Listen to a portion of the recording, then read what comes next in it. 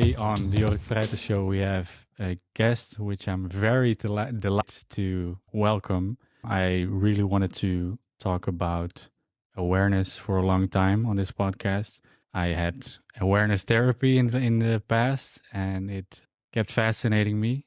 And a colleague of mine reminded me of Jan, and Jan is one of the people that can explain awareness in such a simple way, and I think awareness should be explained very simple. Jan, welcome to the show. Thank you so much for coming. Thank you so much for welcoming me in your home. Okay. How are you doing? I'm fine. Good. Very good to hear that. Maybe we should start with talking about what awareness is. How would you describe that? That's the main question here, huh?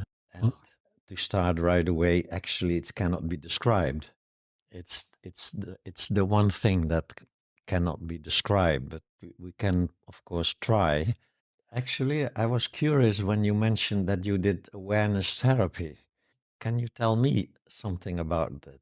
Yeah, of course, of course. I will not mention the name of the therapist, even though I would, because I would love to, because I'm very happy that I actually met him in the past. It was more of mindfulness therapy. It was called like that, but he totally stayed away from the cognitive aspect of therapy. Of course, he wanted to know, like, what is your past? How do you cope with problems, that kind of stuff. But he immediately told me, I'm not going to treat you on ADD, or I'm not going to treat your depression. I'm going to talk with you about awareness and bring you back to your own awareness. Every time you ask me something, I'll try to bring you back to your awareness. And what I learned most out of that is everything is an experience, and you should always go back to the bodily awareness. That was his main focus. Always go back to the bodily awareness, because that's where all the answers lie.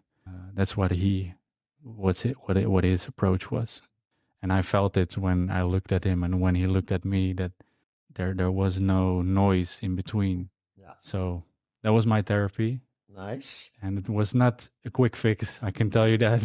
It was more of a long lasting experience, and to this day it's an experience that I carry with myself. Do you recognize that? Yes, awareness, not going into the stories, find the one who is experiencing or watching the stories, and then find out that there's no problem over there, that the problems are in the stories, and of course in believing the stories to be true. And so this awareness therapy actually is another way of saying what is the whole spiritual path about. Spiritual path is actually about finding out who you really are behind this image that we all sort of have developed in our life about who we think we are. So who we think we are is often called the ego, and the ego consists of all the memories that we have, conscious or unconscious memories of our past, and of course all our opinions that derive from our experiences, our hope and fear. The whole thing is all in the mind, is all thinking. Memories are thinking, hope and fear are thinking. So actually, you could say that all of mankind's problems come from thinking. But the answer to these problems is not to block or stop thinking, but to recognize that you are not the thinker, but you are awareness of the whole process. So there is a process going on. It started about when we were 1.5 years old. Then thought and thinking started and has not stopped since that time. And we have been completely sort of used to it, and we have identified ourselves automatically with the chain of thoughts, of the stories that we think. In psychology, we are aimed at looking at those stories from a different angle. If the story causes, if your story is that you cannot go into healthy relationships, the story is you cannot live without alcohol, all these things that are quite severe problems, then we work on the stories. The therapist, the psychologist helps you to develop a new story that suits you better, that helps you function better in your life. You could say you are re-educating your ego in a more healthy way. It has developed some unhealthy habits that cause problems in your life. And with a little help from psychological insight and some exercises, you can help yourself learn new mechanisms in your ego, develop new mechanisms that function better. So, for instance, I learned in my young years, my youth, I learned that I'm weaker than everybody else. I'm weak is my sort of negative conviction about myself, and that is because I am, how do you call that, a late coming child. I had one brother, four sisters. They were all 5 to 10 years older than me. So I was actually the weakest person in the house. I could never win an argument by force. So I had to develop a new method, which is the nice guy method. Yeah. By being kind and pleasing. And then you can get your things done if you're clever enough. So I developed this conviction that I'm weak and that I should avoid going into conflicts. So I became a conflict of, and the image is that you're always friendly and nice and pleasant to be with and kind. And so this I discovered around my 45th year after a lot of problems, relationship problems and all kinds of drugs related problems. And so then when I found out, I went into the psychological sort of re-educating my ego and did a lot of training to develop a more assertive, more direct, more honest approach to other people. So this is what psychology does. And to compare it with the spiritual way of working is that the spiritual way of does not condemn the psychological way. It's very helpful to help your ego function better in your life. But you'll always remain stuck in the identification with that ego. If your ego learns a new way of dealing with problems, then you become identified with the new way of dealing with your problems. And the moment you do not succeed in dealing that new way with your problems, there is this negative belief. I'm weak. I can't. I'm not good enough. So the spiritual approach takes a more meta level approach and looks at the whole ego, looks also at the psychological ways of re-educating the ego. And by looking at the ego, slowly, you discover you are not the ego, you are the looker, the watcher, that which is aware of thinking, of all the processes, of all the thoughts and feelings that belong to the ego. You are neither the thoughts nor the feelings nor the body that sort of contains thoughts and feelings. You are that which is aware. And in the beginning, this does not help very much if you have severe psychological problems. But slowly, you need to first, of course, understand the theory. But at the same time, the theory is also part of the problem. So even the spiritual theory can become part of the problem. Your ego can very easily identify with the new theory. The new theory, I'm not my emotions, I'm not my ego, I'm awareness. And as long as it's a new story in your mind, you'll keep having problems, suffering. So the story is not going to liberate you from identification. For that, you need practice, and a very special kind of practice. which goes against all mechanisms of the ego. The ego is quite eager if it learns about spirituality. Then some egos at least say, I like that. I want to accomplish that. I want to be liberated. I want to attain enlightenment. And immediately this becomes a new sort of goal. And you start to, from out of your ego identification, you start working to accomplish the goal of de-identifying with your ego, which of course is sort of paradoxical and problematic. So the way to practice is actually to the opposite of what ego supposes. Ego thinks this is a new idea. I have to do something to accomplish it. I have to work to get it. I have to use a method to accomplish a goal. The Dzogchen method is actually the no method method. There's also a paradox here. So practice in Dzogchen means to sit, to be aware of your thoughts and thinking, not changing anything about it, not trying to become more enlightened than you are, which is not, of course, not trying to get rid of your ego mechanisms, not trying to feel better if you feel miserable, not trying to become more compassionate, which is all about spirituality and the other traditions, not trying to become less aggressive, just watch again and again. And of course, in the beginning, this watching happens only 1 second every hour, maybe, or every session that you take the trouble to sit down and shut off your telephone and your computer and sit there without distraction around you, then you notice the distraction in your own mind, how these stories are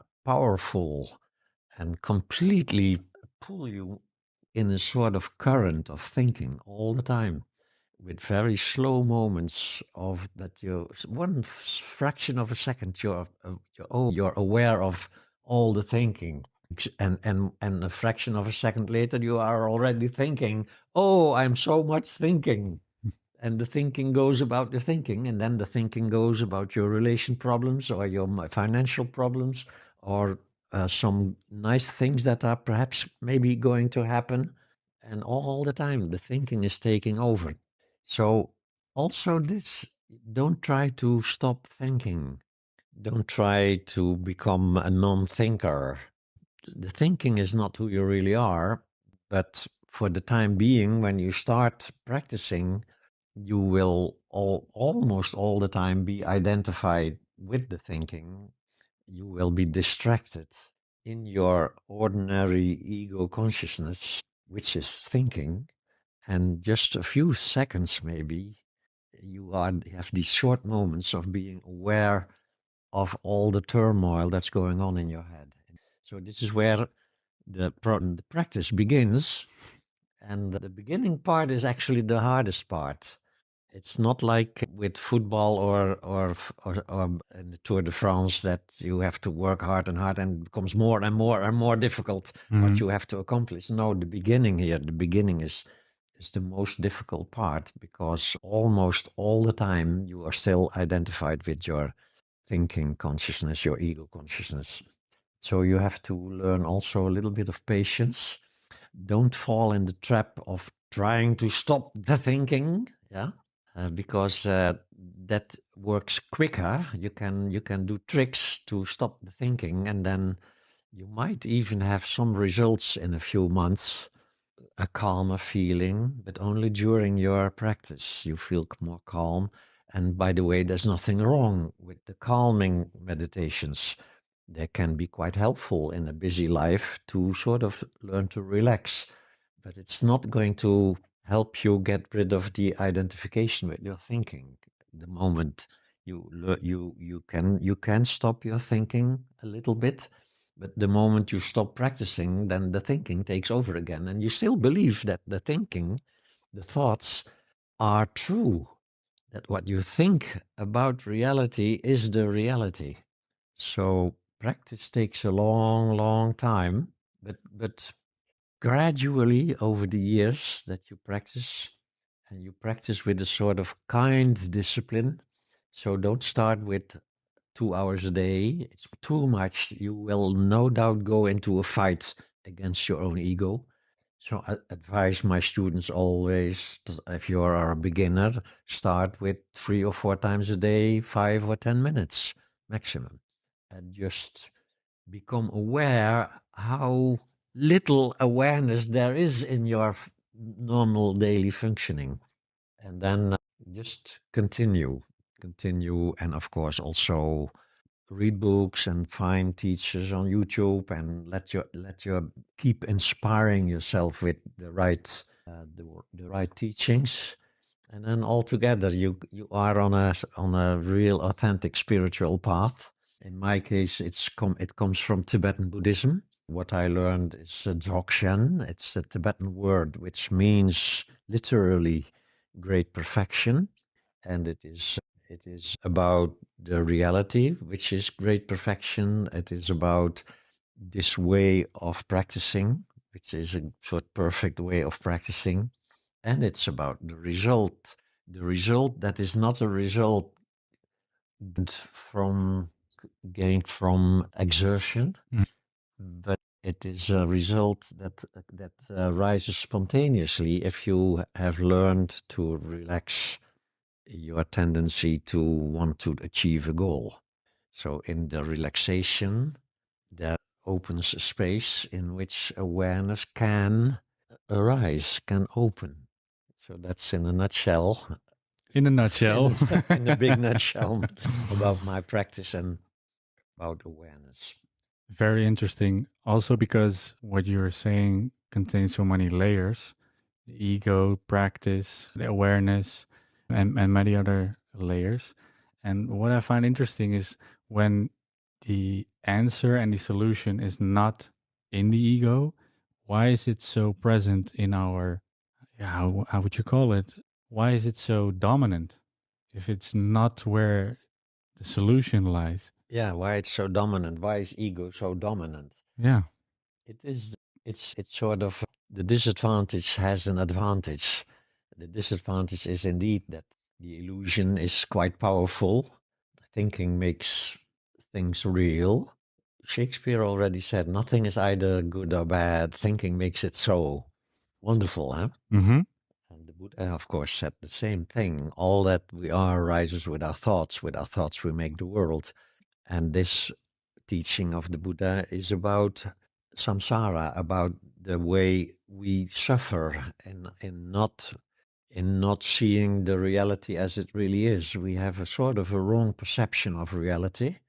We sincerely believe that reality is sort of split up in an object part and a subject part, in what is seen and a seer, separated from each other. The seer is then traditionally, logically, automatically located in the body. So the body, that which is sitting on your chair right now, we think that that is the seer of reality. And then the rest outside of the body is the reality that is been seen, that is object of that seeing. And this whole idea is so ingrained, so we're so convinced that that is really the case. That is the cause of all the happiness and suffering of samsara. Samsara is not only suffering, of course, there's also moments of happiness when the suffering is sort of temporarily over, and then happiness, but happiness always is temporarily and then falls back into suffering. And even in the happiness, the way we treat our happiness is already the cause for future suffering. So, and not seeing that is actually the biggest problem. But the suffering that we create by not seeing the reality as it is actually at the same time the best spiritual teacher that sort of points us again and again at our misconception, our misperceiving reality. So the moment you sort of learn from the Buddha or other spiritual traditions, because they all say the same, suffering is caused by not seeing reality as it really is. The way to find reality, the way to see reality as it really is, goes by looking at the suffering. The suffering is caused by not seeing reality as it is. So how to find reality in how it really is by investigating the suffering. And then investigating not on the psychological way, which is more aimed at where did you learn this behavior? What did your parents do that you now have such fear or such a negative self-esteem or whatever? Which is, as I said earlier, which is very much okay that psychological help is also available. But investigation of suffering is actually the opposite of what we usually do with our suffering, which is running away from it, resisting it, sedating it with drugs, compensating it with nice things. So actually, our basic attitude towards suffering is we don't want it. And for the ego, this is the most logical thing on earth. Of course, the ego says, of course, I don't want my suffering because it suffers. It sucks. It's terrible. Of course, I don't want it because it's terrible. But the spiritual view says you make it terrible by not wanting to experience it, by not wanting it, by resisting it. You create an extra layer above on the experience itself. The experience itself, it can be loneliness or jealousy or frustration or anger, but these are not the real problem. The real problem rises when you have such an emotion, such an experience, and at the same time you don't want it and you resist it. In resisting an emotion, you become that emotion. That is what identification is.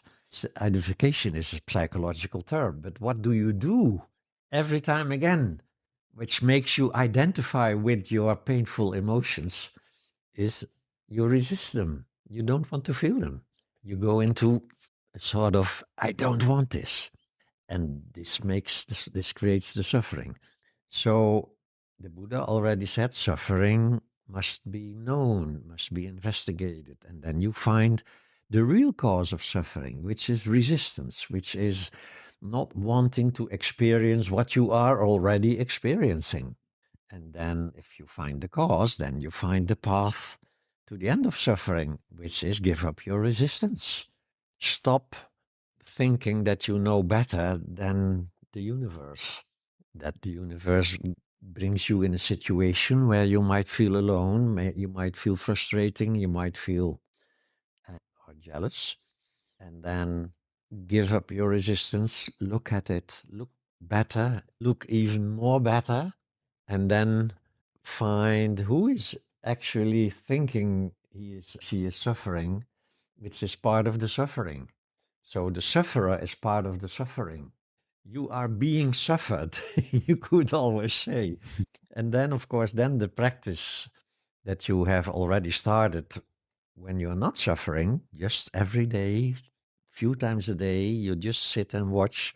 That practice comes in handy when the suffering starts. Then you have a little bit of experience in just let it happen, let it be. Okay, I feel shit right now. Can I sort of relax in the shit? So the ego wants to get rid of the shit, wants to change the shit into happiness. But you already practiced in, no, don't change, don't change. In Tibetan, they call it machopa. Leave it unaltered. Leave the shit. And gradually, by looking at the shit and giving up your attempts to get rid of it, which actually maintaining the problem, and you succeed in sort of relaxing in the shit, then of course, quite a while the shit remains, but you don't add extra shit to the shit. And then comes a time that it really starts working. Then you have shit, then you recognize, oh, but this shit is because I don't want to experience this experience. Let me try to relax. And then first you relax without sort of liberation, but then it starts to happen. The only thing you can do is nothing. That this is the most difficult thing for ego, to do nothing. So there is a path of training to train the ego and do nothing. The rest is spontaneous presence. It rises spontaneous. The moment the ego sort of back offs a little bit, then awareness can sort of wake up. Awareness that has never been not there, but you were not aware of the awareness. The awareness was identified with the thinking and talked all the time in language, in thinking language, and said all kinds of things like you're a worthless shit and you should work harder to be happy. And now you sort of wake up to who you really are, which is awareness, which is not an entity, which is not a person, which is not a thing, which is shunyata, they say in Sanskrit, which means like emptiness or openness or space-like awareness, is your real sort of being. And from there, you can watch your ego, you can watch the thinking, you can watch the resistance, but then the resistance dissolves into the awareness of the resistance. So you don't even fight your resistance. You notice your resistance, you notice, I don't want to feel this, I don't want to be here. And you just watch, watch, watch all the time. And then, of course, it takes years of practice. And then gradually you learn to relax in your apparent shit, which turns out to be no shit at all and never been shit and was never any shit at all, but always sort of looked like shit because you didn't want to be with it. That's the function, sort of the power of awareness. I can imagine that it is a great opportunity to become more aware when you have that ego arise every now and then, or maybe throughout the whole day. But when you talk about practicing being present, how do you know that you're not get used to looking at it the same way like you did yesterday? You understand what I'm saying? Yeah. I think that the pitfalls on these paths cannot even be avoided, but you can learn from them. So in the beginning, of course, when you think now I'm aware of my ego, it's actually the ego that is self-reflecting, looking at itself. And also now I'm aware of my thinking is actually another thought, a thought about thinking, which is actually quite okay. The whole mindfulness program is actually about thinking about your thinking. Yeah, you look at your own thoughts and you give them labels. This is a future thought. Oh, this is about the past. Oh, this is about pain. Oh, this is about joy. So you have a few categories and you label your thoughts, which is actually quite a nice sort of preliminary practice for really watching your thoughts, because in the beginning you're not watching your thoughts, you're thinking about your thoughts, which is perfectly okay. You have to start somewhere, and in fact it is still the ego pretending to become aware of the ego. But the Buddha was so genius that he sort of gave all these practices, knowing that in the beginning it's the ego that immediately sort of annexation, and what's the verb with annexation? Yeah. Take grabs the method, grabs the method and makes it a new sort of way of getting to a goal. And the Buddha smiled and he knew already, let them do the practice on the ego way, because the practice has a sort of a self-defeating quality in it. In the beginning, you really think you have it now. Now I found it. This is my new path. I am going to be enlightened. I'm going to be realized. I'm going to end my suffering. Yeah. And this is the method. And that's quite okay. Then after a year or two, something begins to dawn. The question like, but actually, who is doing this practice? Who is practicing here? And then you see, it's still the ego, still the ego. But in that is the beginning of the awareness of the ego. So it's okay. It's okay to make these mistakes. It's of course it can make a difference if you have the right teacher or the right tradition that warns you for these mistakes without judgment. So without sort of use never may use the method for your ego, or no, it's going to happen anyway. Ego is for a long time, ego will all the time sort of grabs the method and try and use it for its own purposes. And again, that's no problem, because you learn to look at that too, and then you see how your ego is sort of taking a new sort of image, a new spiritual image. I am the practitioner, I am the Dzogchen practitioner, and now I am watching my emotions, and it's all part of the path. Just keep watching. And I like that word, a path, because I feel like there are a lot of practices that feel more linear. And I feel like what you're talking about, awareness, can go from left to right and backwards and forwards, and that there's no from A to B when you are. Sort of course, you're right. Awareness doesn't develop at all, actually. Awareness is the only sort of no thing that is Yeah. there all the time and never changes. In it, all the changes happen, and the ego, material world, all appearances in awareness. But on the path, there seems to be progression. And the progression is, of course, in how much the ego is capable of sort of relaxing, where it actually wants to do something. It stops doing something. Where it actually wants to get rid of painful feelings, it starts to sort of draw back a little bit. Where it actually wants to grab and hold on to pleasant feelings, it's sort of okay, let go. That's the whole path, is actually the training of the ego in sort of giving way, making space for something that is not the ego. I mean, the ego could never become not the ego. The ego is not the real problem. It's the identification with the ego that creates the problems. So the more you sort of, the more the ego learns to relax, the more space opens in which awareness can find its own nature.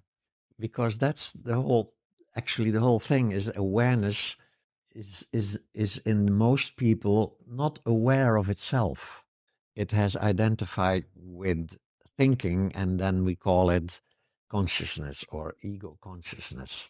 But the moment this ego consciousness becomes first in knowledge, in the theory, sort of becomes acquainted with itself, it learns about there is something like awareness, and you are awareness, and then you become interested, and about non-duality, you become interested, and that's all the preliminaries. You learn about it, you sort of get it a little bit theoretically, and then comes the moment that you must start practicing in the right method, and and then gradually, actually, it's awareness becoming aware of itself. That's the whole actual spiritual process. Awareness becoming aware of itself, seeing its own nature, which is, in Dzogchen they call it empty luminosity. Empty means there are two sort of contradicting qualities that are one in awareness. And the one quality is that it is aware of all appearances, all phenomena can be sort of seen by awareness. Awareness knows the thoughts, knows the feelings, knows the perceptions. So awareness has a sort of knowing quality. At the same time, this knowing quality cannot be found as an entity. You cannot find it. And this is one of the practices you have to do when you do Dzogchen practices, is try to find it. So at this moment, you are no doubt aware of my speaking here and aware of this room. There is No, there's one thing you cannot doubt. You can doubt that this room is, maybe it's just a stage room, an illusion-like room, but you cannot doubt you're experiencing it. You cannot doubt that you are conscious of this room. Then this consciousness that knows this room, aim it at itself. Can you find it? Can you find this consciousness? Try to find it. Try to find it as an entity. Has it any color? Try to find a color. Has it any shape? Try to find a shape. Has it any duration? Try to find its beginning and its end. You will never find something. At the same time, who is doing the looking for the form, the time, shape, whatever? You cannot deny that consciousness is doing the looking for itself and cannot find itself. The moment consciousness realizes itself as a non-entity, that's actually what awareness, when awareness sort of knows itself. You could say that's the moment that you can name it awareness. Within Dzogchen, awareness is the term that is reserved for awareness knowing its own empty nature. Before that, awareness is most part of the time still sort of identified with the body, located in the body, is aware of the body and the feelings and the perceptions and the thoughts, which is still okay, but it's the moment awareness finds its own empty nature is actually the moment there is no doubt anymore.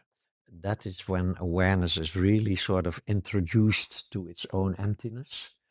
And of course, then it's the rest of your spiritual path is still practicing because it needs to gain stability.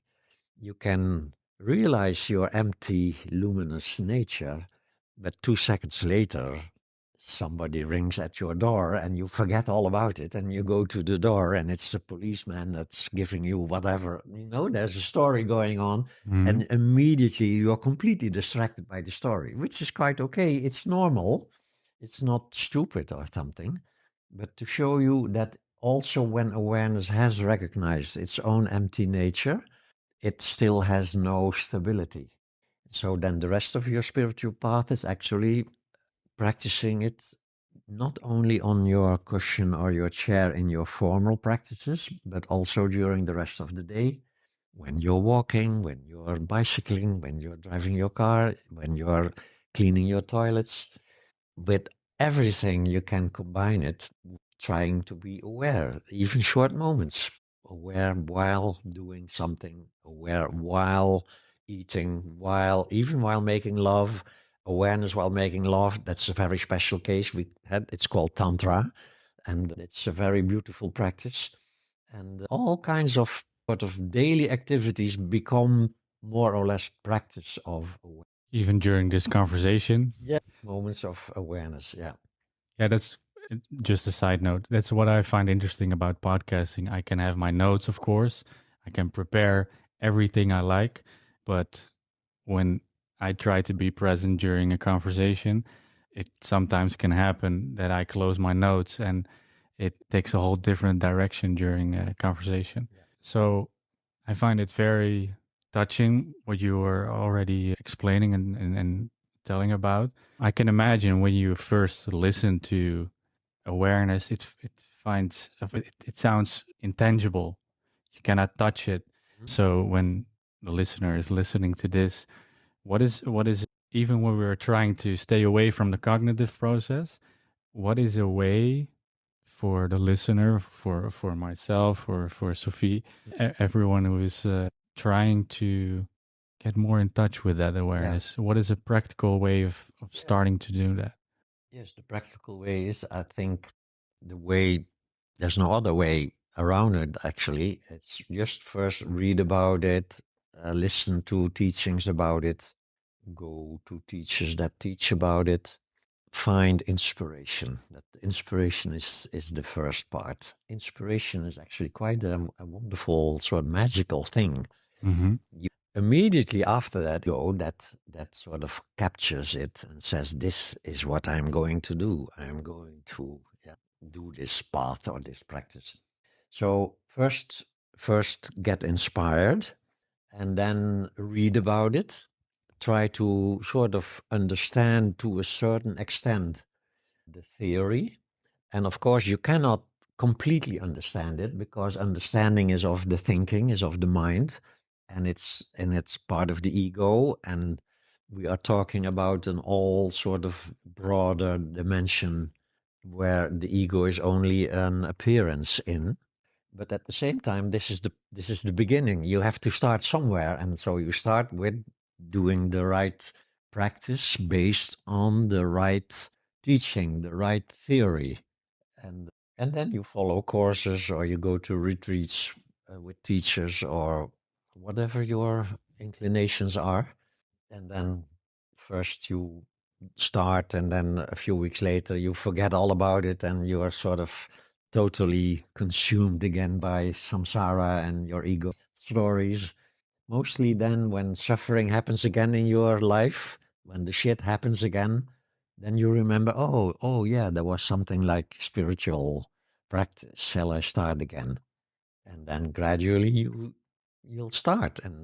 And the wonderful thing here is there's no rush. As long as you are not realized, suffering will lovingly touch you every time and again to remind you that you are not completely understanding reality. And it doesn't have to be even this lifetime, yeah, because also lifetimes are appearances in awareness. Awareness is not born and it never dies because it's not an entity. How can no thing ever start or stop? Yeah. So, and this is only the theory, but if you really directly look into your awareness, which actually is awareness directly looking into itself, and you see there is nothing to see, then your fear of death sort of diminishes. The ego still remains afraid of dying, of course, because the ego thinks he's the body, and the body dies, so the ego dies, and the ego doesn't want to die. And the ego will sort of grab all kinds of spiritual theories that denies his dying, like reincarnation or something. It's all funny, and don't judge your ego. It's just a child who's afraid. So gradually, it'll happen. And if it doesn't happen this life, if you prefer to go on with your football games or whatever your thing is, okay, then it'll happen next life or next life or next life. The Buddha was once standing beside a river with his students, and there was a dead tree floating by.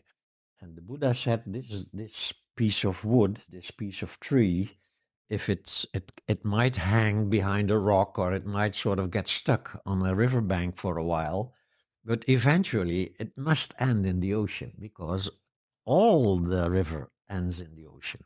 So this is a way of looking at that. In our egocentric way of thinking, we can really get sort of also a sort of a spiritual stress by, oh, I must reach enlightenment before I die, because otherwise I'm sort of have to start all over again, or something like that. No, no, no, not even that. You can relax, and only the suffering will continue as long as you're not on this path of realization. And so don't worry. That's don't worry. Don't judge. That's actually the beginning of the path. The whole path. You again and again. You have to learn again and again. Say your ego. Don't worry. Don't judge. Don't condemn.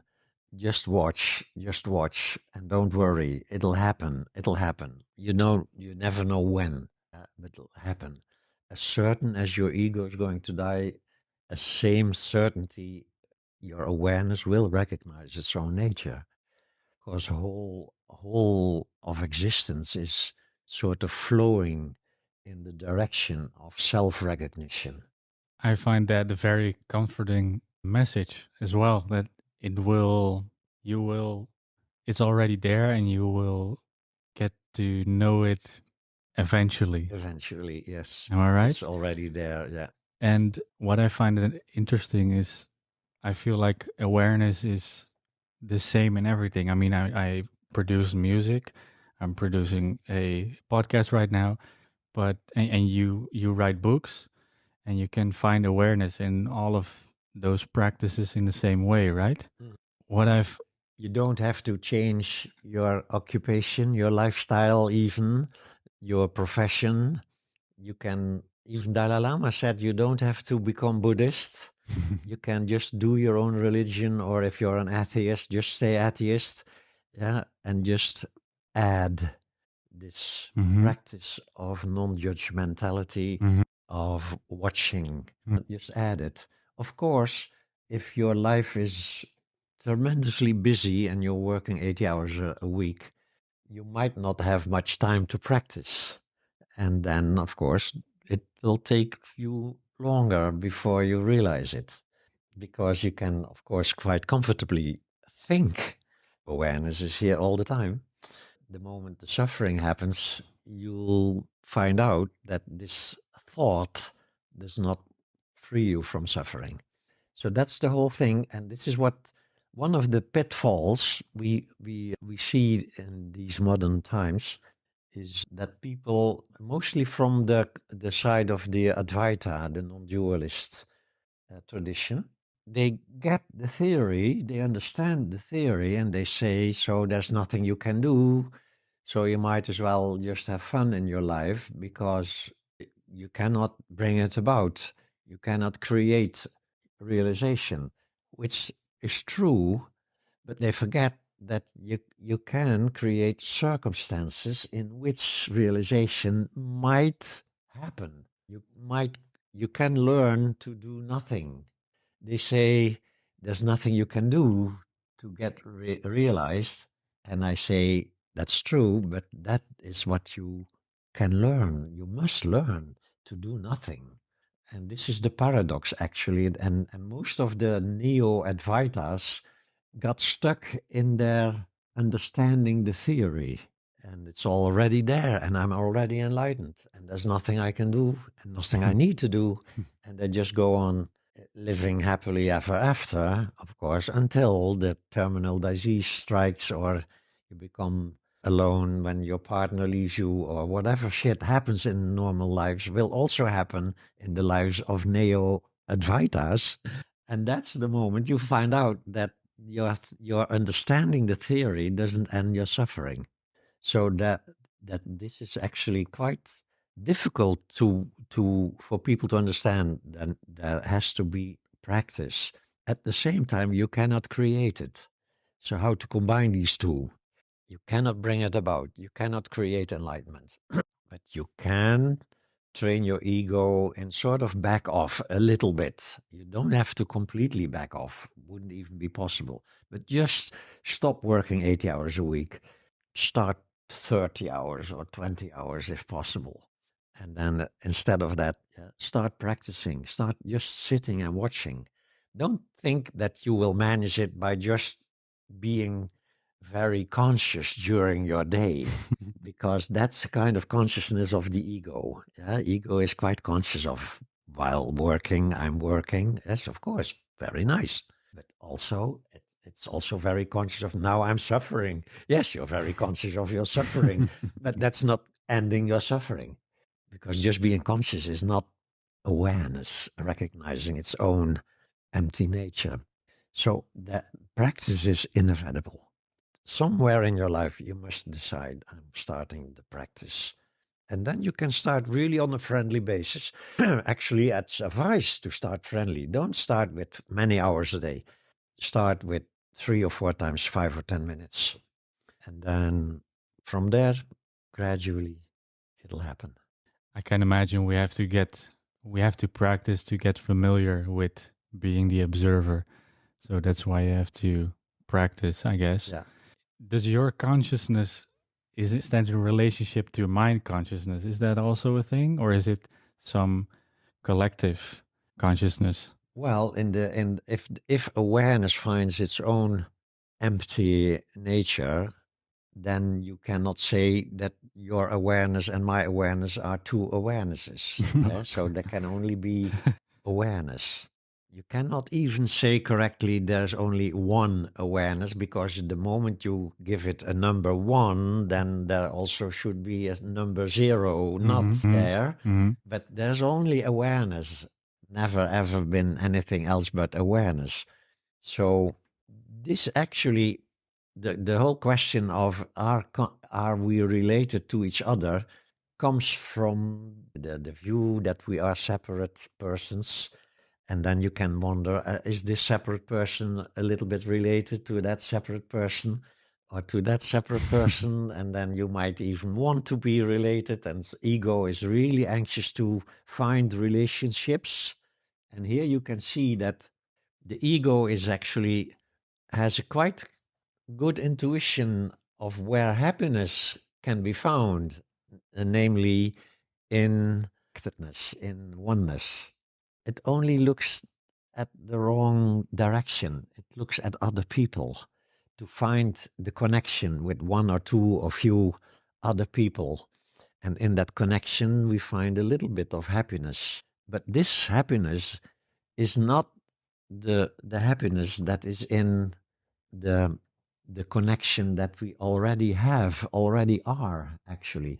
So realizing the empty nature of awareness also brings you sort of in a beginning of realizing the oneness of everything and everybody.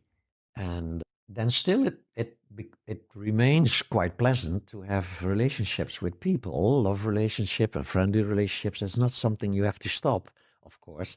But then you recognize that the love you have, for instance, in a love relationship is actually the love in your innate being that is only triggered by some other person, because the ego sort of relaxes in the nearness of that other person. So the two persons love each other, makes the two egos sort of have sort of a relaxation in each other's presence. And when the ego relaxes, the awareness can start shining.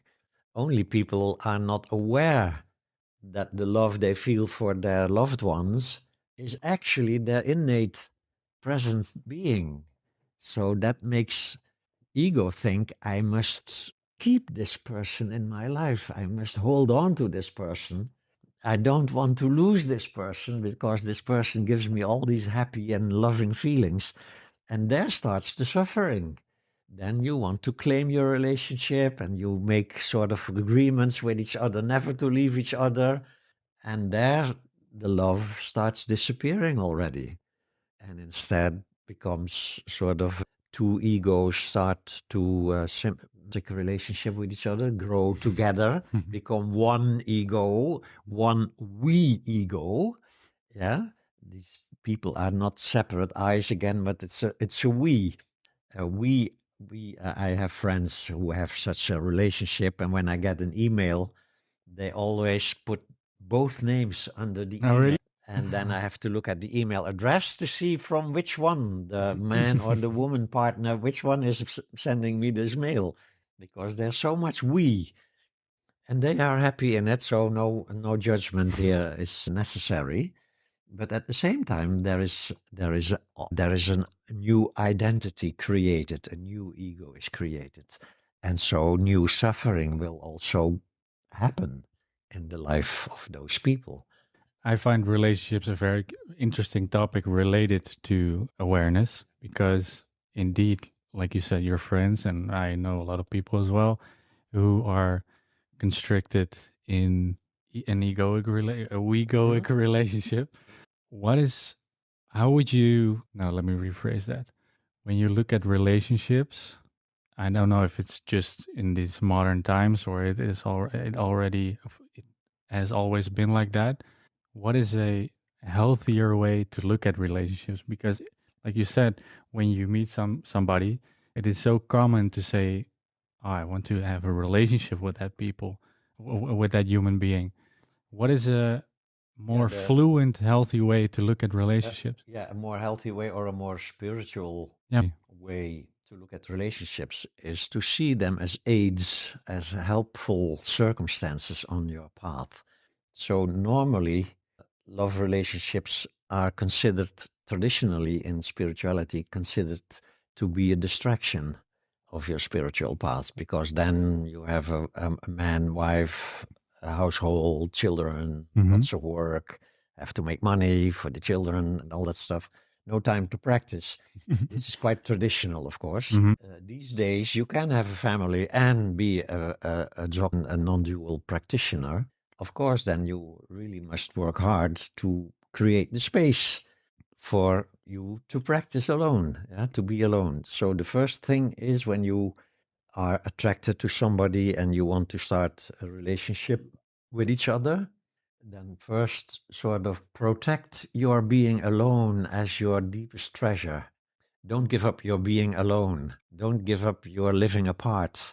Don't give up your autonomy, because you start loving somebody who is at that moment an autonomous person,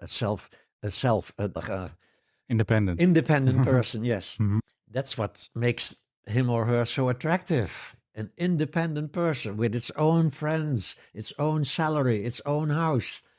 And then you start loving each other, and from the first day on, you start sort of making all kinds of safety agreements, because the independency of the other person becomes a sort of a fear. I don't want to lose this person.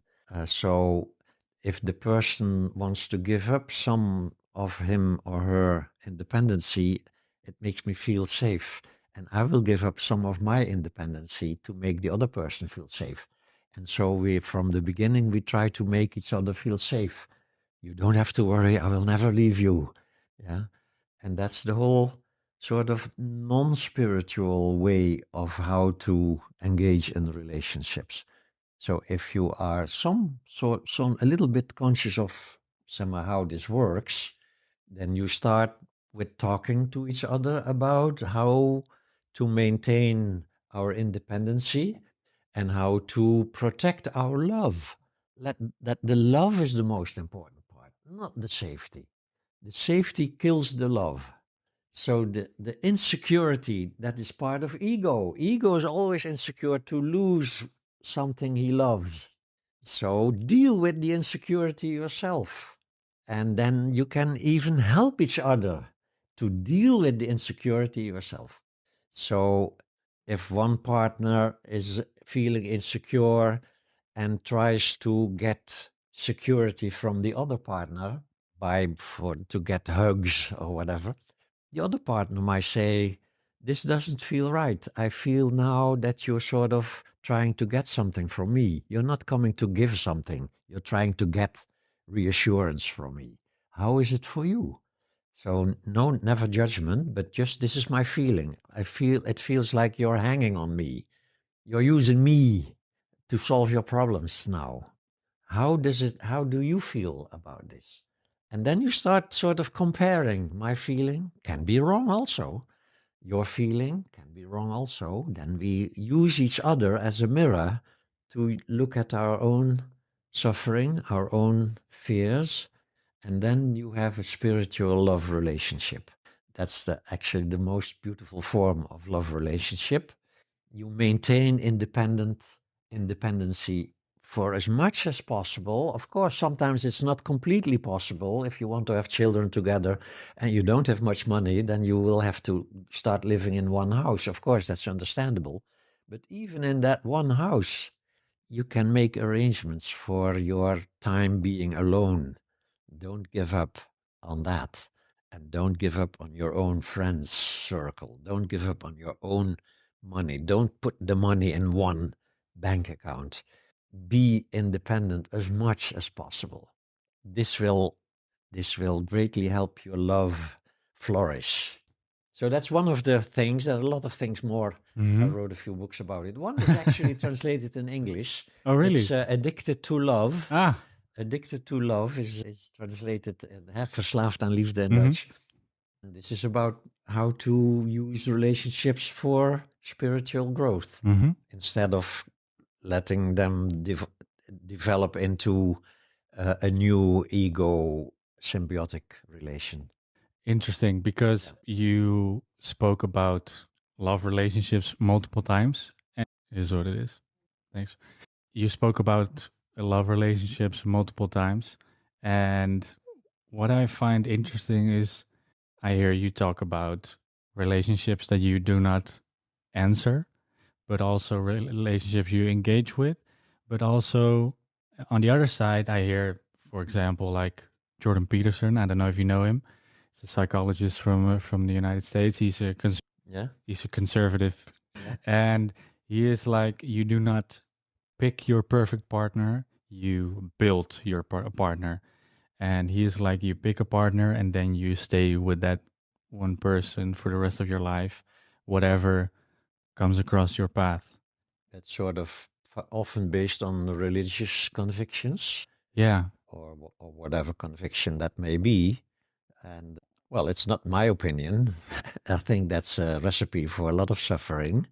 But I understand why some people think that this is the answer to a lot of suffering, because also a lot of suffering happens when relationships break up. Mhm. So then it seems the solution to sort of promise each other never to break up the relationship, Mhm. no matter how much suffering will sort of happen in the Mhm. relationship. We never give up. Well, Mhm. I think that's only a recipe for more suffering. And of Mhm. course, I'm not sort of advocating that when the first problems arise in a relationship that you sort of break up immediately, because problems are actually also quite a helpful part of your spiritual path.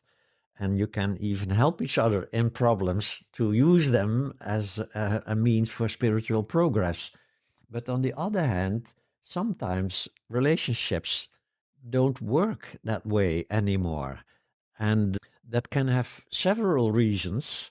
And you can sort of judge them and you can sort of ignore them, but they will still sort of cause a relationship to become a source of suffering. And then it's really a great sort of accomplishment in nowadays, compared to like 50 years ago and earlier, that we are free to end a relationship. And there's a deep spiritual truth in everything is temporarily. There is nothing ever in happens to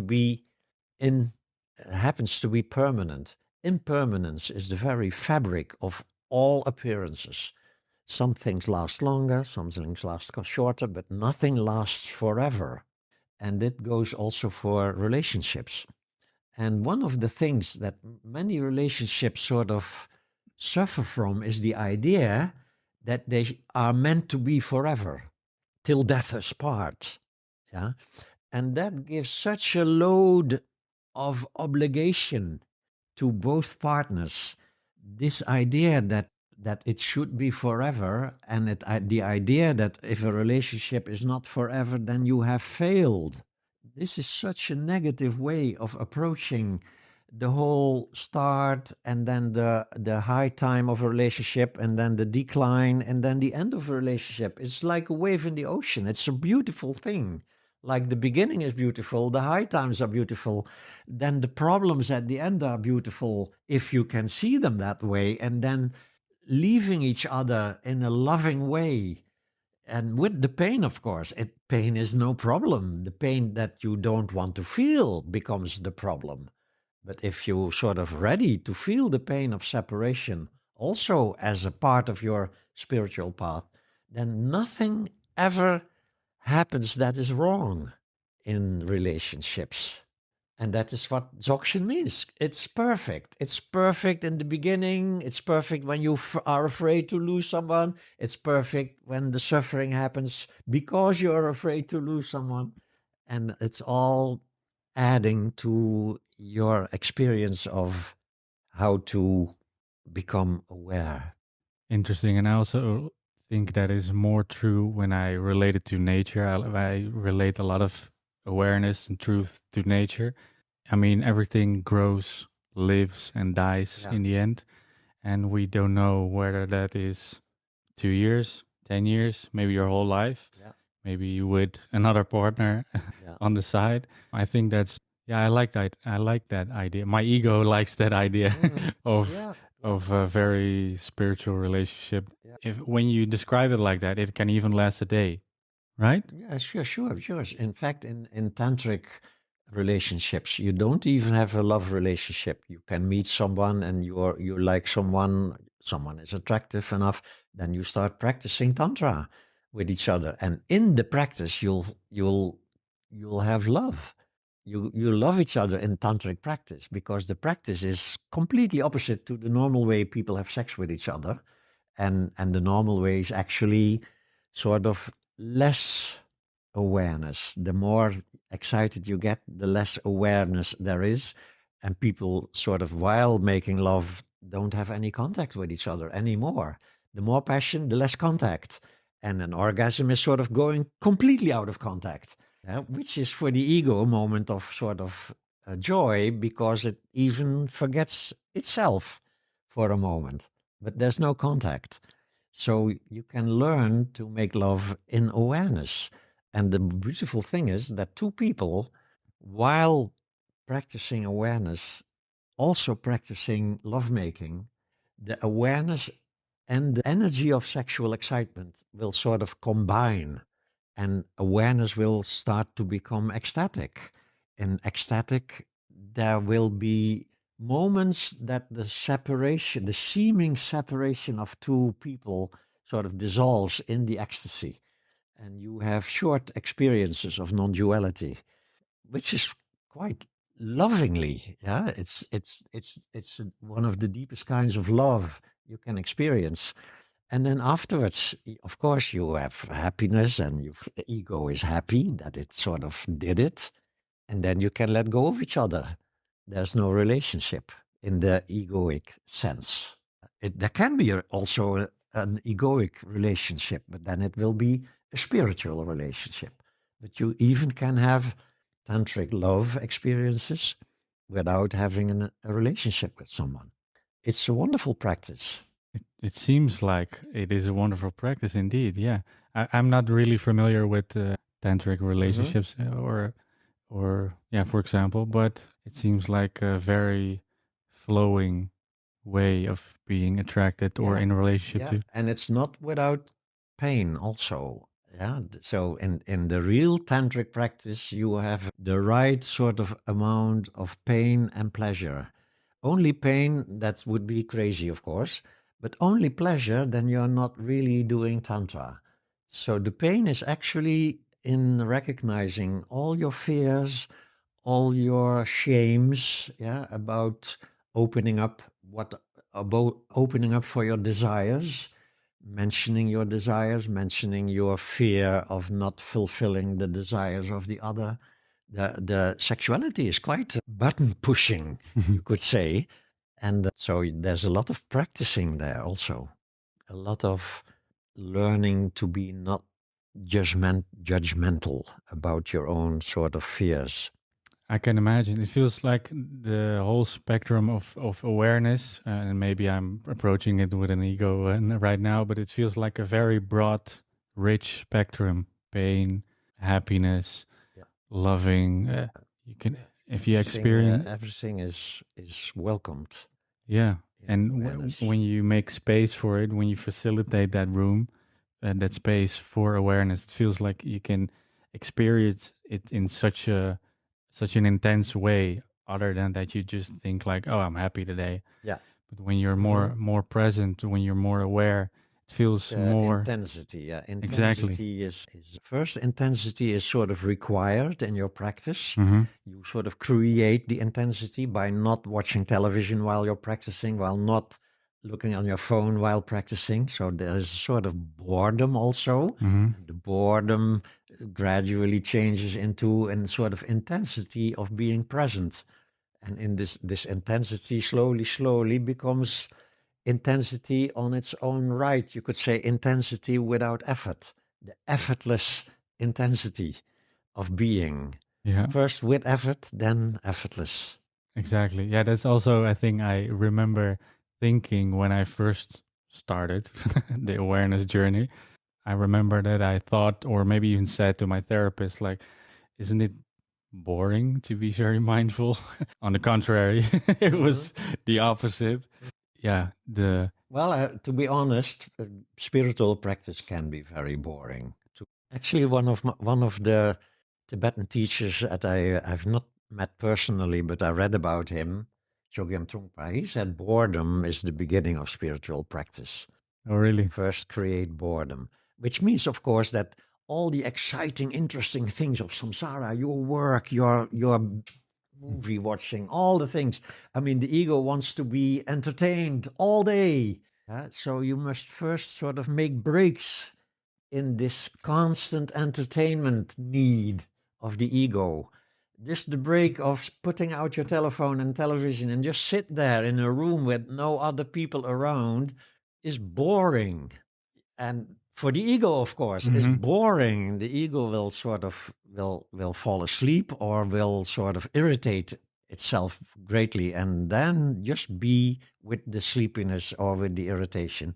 There begins the practice. Just be with the boredom. Just be with the be with it. Don't try to alter it. So really, no, the boredom, the irritations during the practice, and then the suffering of all everyday life, the moments of suffering, they all become practice. Yeah, I find it very interesting and touching to. What is it that when I touch this topic, whenever I read Eckhart Tolle or I speak with you or Krishnamurti, for example, what is it that I almost feel a sense of relief when I go into the realm of awareness? It's always like, this is where I wanted to be. Yeah, I think that for a part, it is the non-judgmentality, because ego is always judging. You're always comparing yourself with others. You're always comparing yourself with the goals that you have in mind that you got while a child, even. You got all kinds of goals to become happy, to become successful, to become rich, to have wonderful relationships, whatever. All the goals that ego has in its thinking mind that have to sort of that put a pressure on us on a continuous basis. There is a little bit of pressure, even in the fine moments, in ego's finest hours. There is some sort of pressure which we are not aware of, but that's the pressure of knowing already, but ignoring that it's going to end. The pleasure is going to end again, and we don't want it to end, and then we ignore this pressure of it's going to end, and we sort of try to lose ourselves in the pleasure part of the ego life, and it's all a form of suffering. Yeah, even that, Yeah, even the good part is suffering. even the good part has in it already a little layer of suffering, which consists of this fear of it's going to end again. I'm going to lose it again. This is not forever. Beautiful. Yeah. Is there something else you really like to emphasize for the listener? Something to end this conversation with? No, I think we we covered it quite well. For me, it was quite nice to speak in English. Like for a long time, I haven't been speaking English. You did a very good job. Yes. You did a very good job. Just a few words that sort of then lacking, huh? Yeah. I liked this conversation. So thank you very much. Thank you. It was that feeling is mutual. Thank you so much for inviting us to your home, your safe space. Of course, I would recommend everybody to read your books. Are there any new books coming up? You write a lot. No. The last one is actually quite recently published. Yeah, I know. Yeah. A sweet blow of your head is a klap voor je kop. Yeah, a loving punch in the face. About the same subject, of course, how suffering is actually again and again in a quite loving way showing you that you're not completely understanding reality. Well, of course, we have a lot of Dutch listeners, so I'll recommend them to read your books, get engaged. You also give courses, right? Yeah, weekend courses and retreats about Dzogchen and about relationships on a spiritual way. and online courses also, a few also on relationship, also on parenting, and one for addicts. Quite recently started that again. I wrote books about addiction, but now a few months ago, I started an online course for addicts, for people who suffer from addiction. And it's quite nice, quite funny and pleasant, I should say. A pleasant way of also here, this non-judgmentality is, well, actually, let me not start again about addiction, because that's quite an interesting subject for another time. Well, let's do that in another podcast conversation. Well, up on the internet, read his books, get acquainted with him, and thank you all very much for listening. And Jan, thank you for this conversation.